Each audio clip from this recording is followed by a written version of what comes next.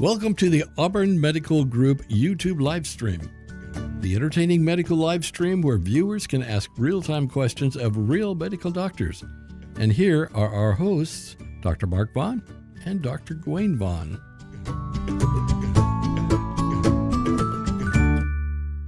Welcome to the show. This is a show about masking now in the age of after most of COVID and the worst of COVID, hopefully worst of COVID. And we're talking about why we would be talking about masks at all. Well, it's because they are effective at reducing transmission of upper respiratory viral infections, especially when used as source control, meaning the person who is the source of the virus is masked. The sick person on that end, much more effective than having the mask on the person trying to keep from getting sick. Also used in certain situations when it's, shall we say, high risk? Like there's a lot of virus in the community. Yeah. So there'll come a time next winter when there's a lot of influenza virus or another spike of coronavirus or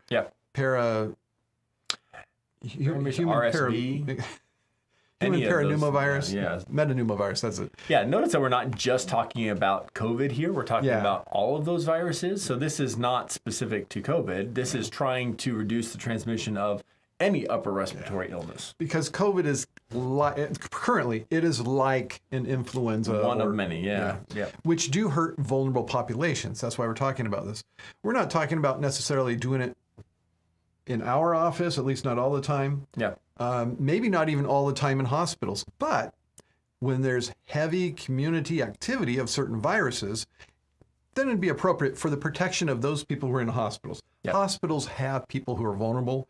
They have people who are immune compromised. They have people who are already sick with conditions. You expose them to a virus on top of that, that's bad. So that's why we're going to see masking required at certain times in certain places where it's appropriate in the future. Right. I don't know if they got that, but I was just came out of a room wearing a mask. You were talking about that. The last patient I saw had COVID and wasn't 10 days out, so we were both wearing masks, for each of our protection. And I think probably last week I wore a mask in a room where the patient had fairly recently had COVID or it's still out there, still circulating. And again, source control is the big thing here. So the person who is sick, it's vital that they wear the mask. Okay, we do have a comment, and it is from Susie Rosenquist. Welcome, Susie, to the show. I don't remember you commenting before. Says, I still always wear masks when I go into pharmacies. Okay. I'm diabetic, so you like the way I'm feeling it? I like Did I tell you I auditioned for War of the Worlds over the weekend? No. I auditioned for 3 different parts. Yeah, War of the Worlds. It's going to be a radio play with like sound effects and done live. Local? Yeah, in Auburn. At the theater? State Theater? It'll be at General Gomez, the art gallery there on Lincoln Way. Yep. So that's middle of next month. If anybody's in the area. I haven't been told I got a part, though. Oh, when do you hear? So I don't know. Do we know? Do you know when you hear? They probably told me and I didn't pay attention. Susie also says, I stay away from crowds just because. Me too. That's because I don't like crowds. Oh, okay. It's nothing to do with infections. Susie also says, just found you guys. I'm just a little south of where you are. A little south? You're in California? No, South Auburn. You're in South Auburn? Just a little south. She's in Skyridge. She's in Vintage Oaks. There you go. Just a little south. What do you consider a little south of us? She's cool. I guess that is more east then. Yeah.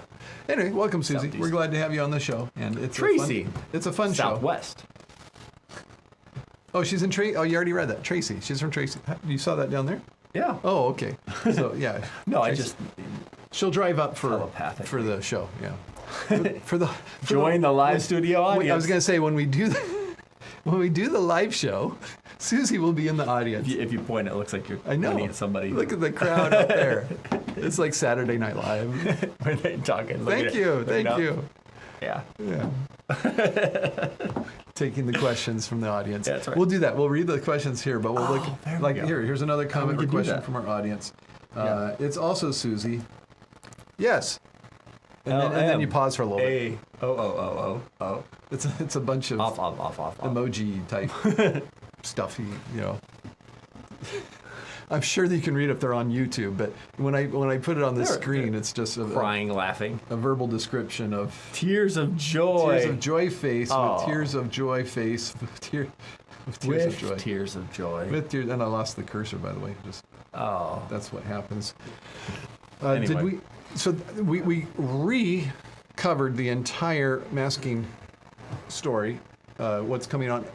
It's almost like I don't know if on I had shown the actual source of this article. Yeah, you showed it, but there was no audio, so it was a little out of context. Yeah, I'll tell you. Well, we'll tell you what we're showing you. This is actually available to the public.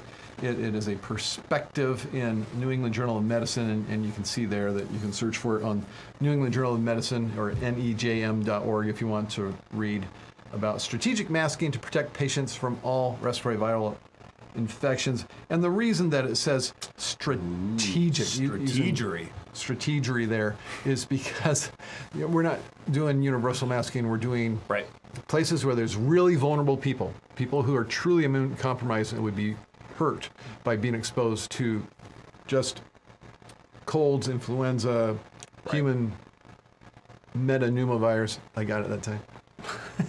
So that's what that's all about. Let me go back to our comments.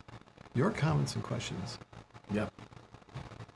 So, when will you wear a mask moving forward? Yeah, I'm still wearing masks when people have upper respiratory symptoms and they have a new cough that's not getting better. It's been within just a few days, or they just had a fever within the last day or so.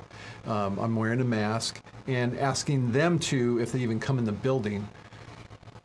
And it would be nice to have the people who have acute symptoms in a particular part of the building, and then also have a different part of the building for people who are especially vulnerable. We don't have that many, though. That'd be like people who are in their chemotherapy or have some kind of immune compromising condition, or on chronic kidney prednisone. disease. We should be thinking about that too. Chronic kidney disease, good one. Diabetes. Oh, wow, that's all of our patients.